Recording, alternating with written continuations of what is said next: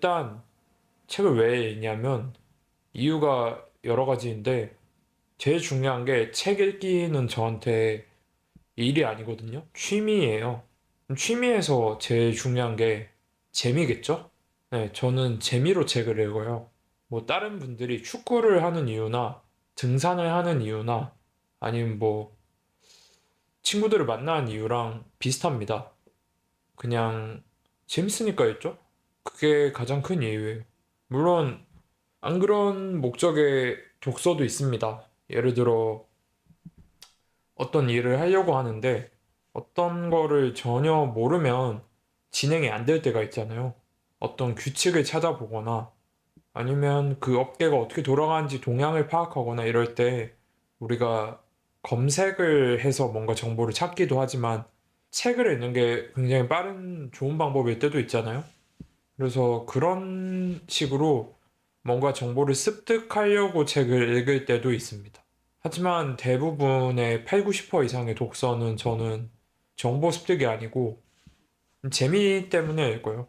그러면 대체 재미를 어떻게 느끼냐라고 하실 수도 있잖아요. 글자밖에 없는데, 이씨, 이게 뭐가 재밌어? 이 세상에 재밌는 거 얼마나 많아. 뭐 만화도 있고, 영화도 있고, 드라마나 유튜브, 뭐 더 재밌어 보이는 거 많은데 하실 수 있지만, 물론 그것들도 재밌고요. 음, 근데 글자로만 쓰였을 때 전개되는 또 다른 재미가 있어요. 그러니까 소설 같은 거는 같은 내용이어도 영화로 보면 그 사람이 만든 대로 내가 그냥 봐야 되는데 소설은 같은 글자를 봐도 상상하는 게 다르잖아요. 뭐 구름이 그의 머리 위에서 춤추듯 펼쳐져 있었다. 이런 문장을 봐도 100명한테 그 문장을 줬을 때 상상하는 바가 다 다르거든요. 그리고 그 상상의 속도를 내가 조절할 수 있어요. 만화나 그 영화는 내가 애초에 상상을 할 수도 없고, 보는 속도가 어느 정도 정해져 있잖아요. 그게, 그거 나름의 맛이 있는데, 또 소설이나 책은 그걸 내 맘대로 할 수 있다는 맛이 있습니다. 그리고 비문학 같은 경우도 저는 굉장히 재밌게 다 읽거든요. 뭐, 아까 전까지 읽고 있었던 거는 부동산 관련된 어떤 세계사 같은 책이었어요. 부동산은 어떻게 권력이 되었나, 뭐 이동진 평론가님이 추천해준 책인데, 재밌게 읽고 있는데, 저는 비문학도 어떤 사건에 대해서 설명하다 보면 결국 그거에 대해서 글자를 보고 상상을 하게 되거든요.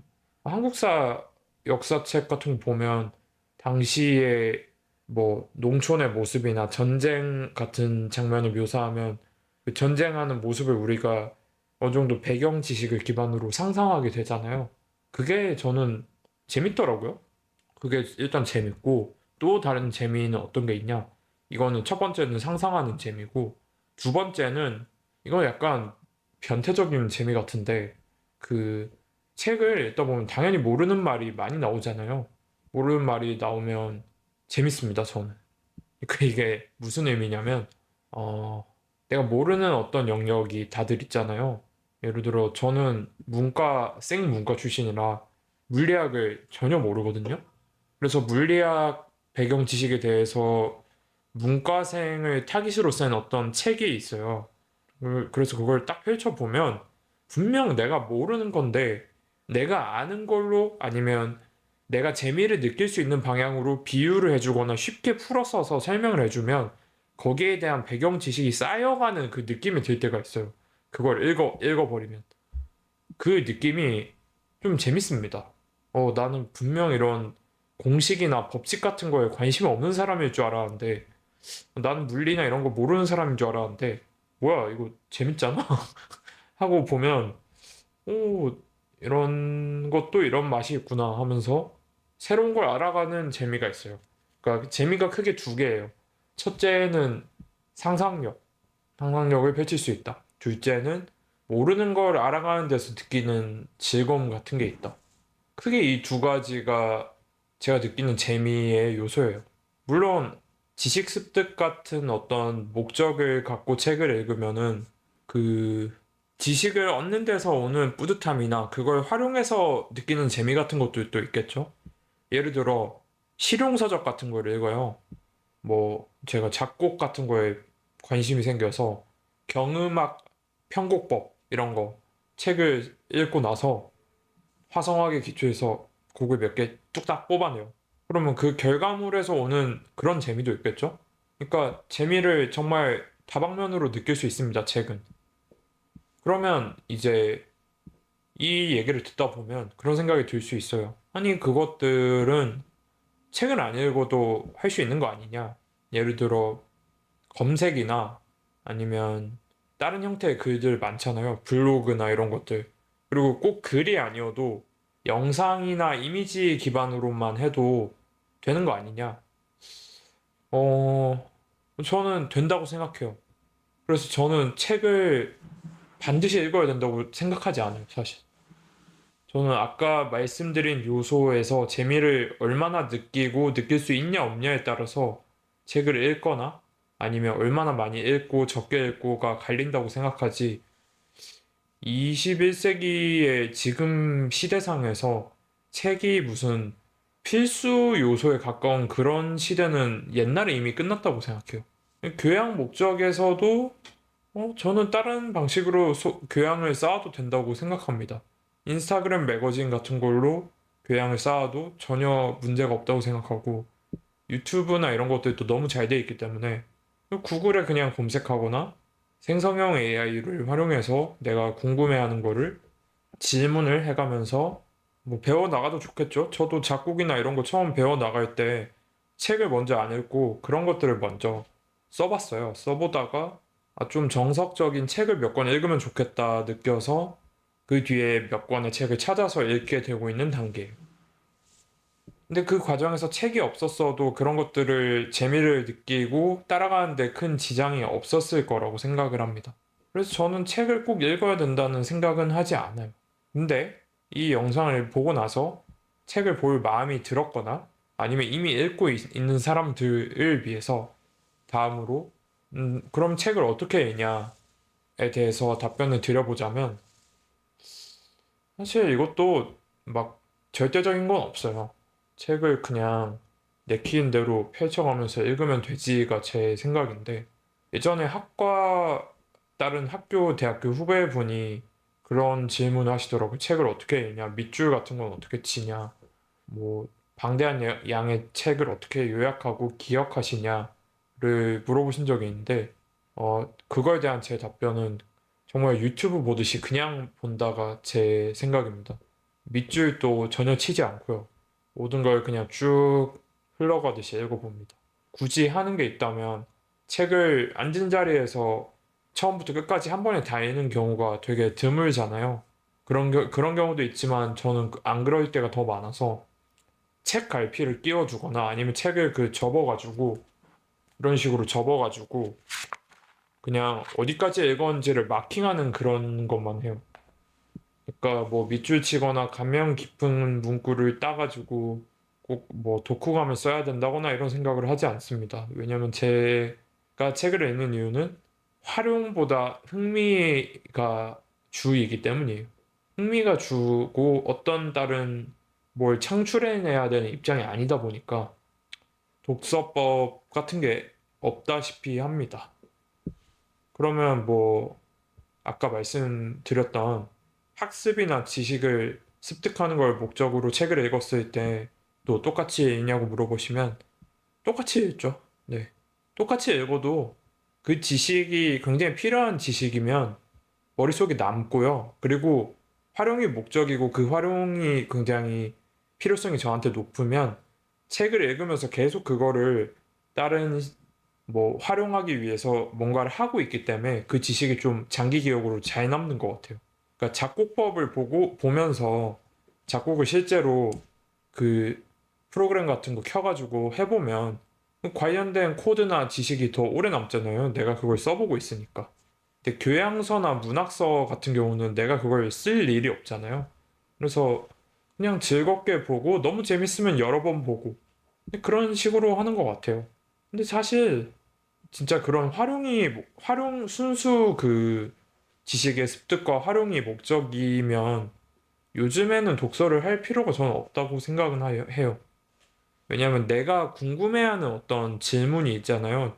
뭐 문학을 제외하면 비문학을 읽을 때는 결국 내가 알고 싶어 하는 분야나 그 책을 읽고 싶은 목적이 조금은 있다고 생각하거든요.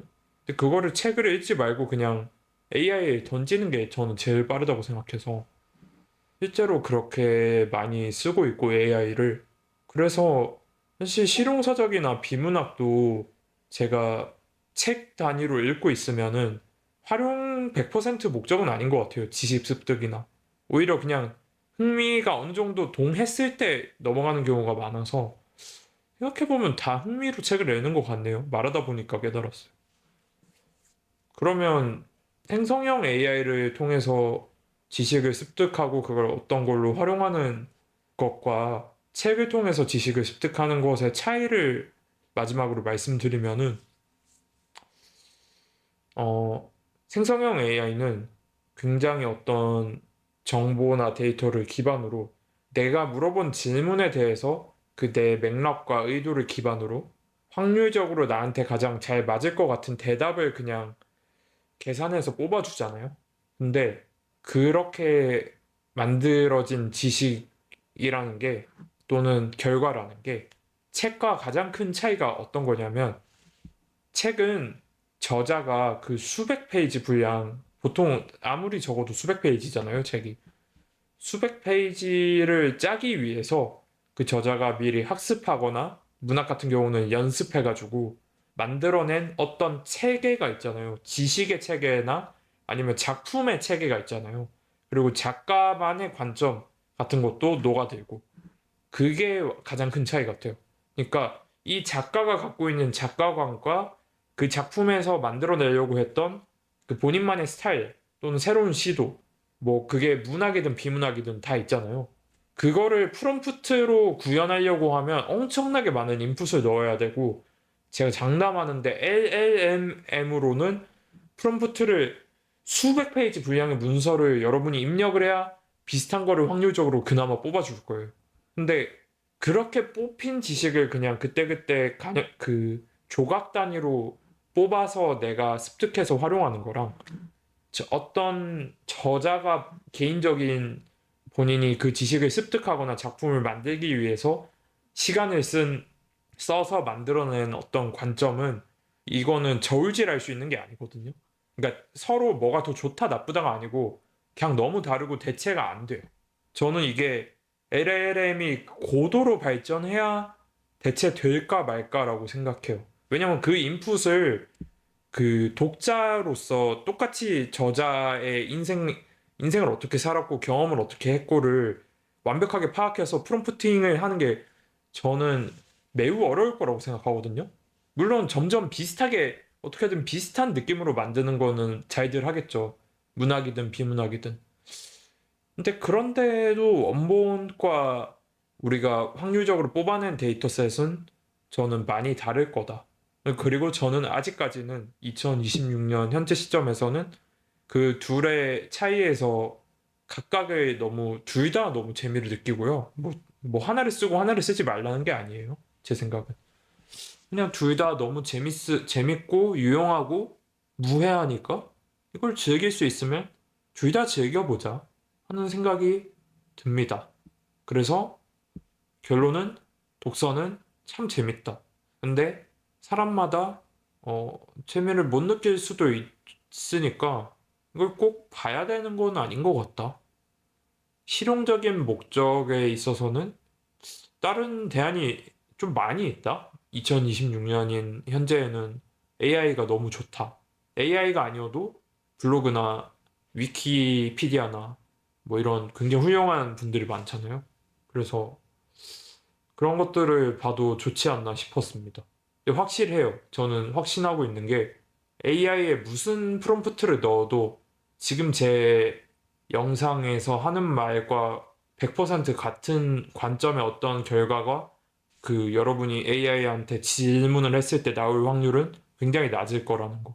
왜냐면 이거는 제가 독서를 그래도 5, 6년 이상 본격적으로 하면서 느낀 저만의 어떤 고유의 관점이기 때문에 애초에 이 고유의 관점을 안 갖고 있는 분들이 프롬프트를 넣으면은 이런 결과를 못 얻을걸요? 그래서 그게 컨텐츠 이런 동영상이나 이런 컨텐츠의 힘 중에 하나가 아닐까 하는 생각이 드네요. 그리고 이 영상을 찍으면서 너무 기분이 좋아요. 이걸 찍다 보니까 제가 왜 책을 좋아하는지를 더 잘 알게 됐어요. 사실 이거 대본 없이 찍는 거거든요. 막연하게 이렇게 생각한 적은 없는데 무의식에서 말하다 보니까 제 무의식 속에 갖고 있던 생각이 스멀스멀 이렇게 수면 위로 올라오는 것 같아요. 그래서 정말 좋습니다. 여러분도 유튜브 아니어도 말로써 자신의 생각을 풀어보는 것도 좋을 것 같아요. 아무튼 책에 대한 얘기는 여기까지입니다. 사족이 좀 길었는데 오늘 또 영상 봐주셔서 감사합니다.